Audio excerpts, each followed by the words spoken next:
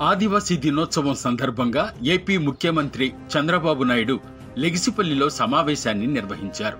ఈ సమావేశంలో ఆదివాసీల గురించి, ప్రభుత్వం వారికి అందించే పలు రకాల సేవలను గురించి కూడా తెలియజేశారు. అంతేకాకుండా గత ప్రభుత్వ వైఫల్యాలను కూడా స్పష్టం చేశారు. దీనిలో భాగంగా వైఎస్ వివేకానందరెడ్డి హత్య గురించి మరోసారి ప్రస్తావించారు. నేను చేయని హత్య గురించి నాపై నిందలు మోపారని ఆవేదన వ్యక్తం చేశారు. ఇన్నేళ్ల నా జీవితంలో ఎలాంటి హత్యలు చేయించలేదని, ఈ విషయం మీకు తెలుసు కదా అంటూ ప్రశ్నించారు. 2019 ఎన్నికల సమయంలో తాను ముఖ్యమంత్రిగా ఉన్నప్పుడు ఆ హత్యను తన మీదకు రుద్దడానికి ప్రయత్నించారని ఆరోపించారు. అయితే ముందుగా ఆయన గుండెపోటుతో మరణించాడని చెప్పారని, అనంతరం వారు భయంకరమైన హత్య చేయించారని స్పష్టం చేశారు.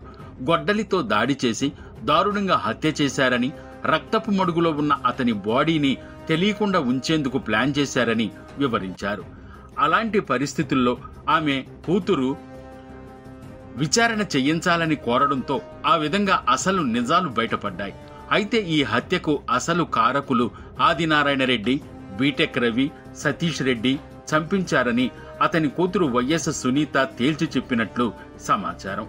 వైసీపీ నాయకులు ఇప్పటికి కూడా రౌడీయిజం చెయ్యాలని ప్రయత్నిస్తున్నారని, ఒకసారి మోసపోయానని, మరోసారి అలాంటి అవకాశం వాళ్లకి ఇవ్వనంటూ వివరించారు.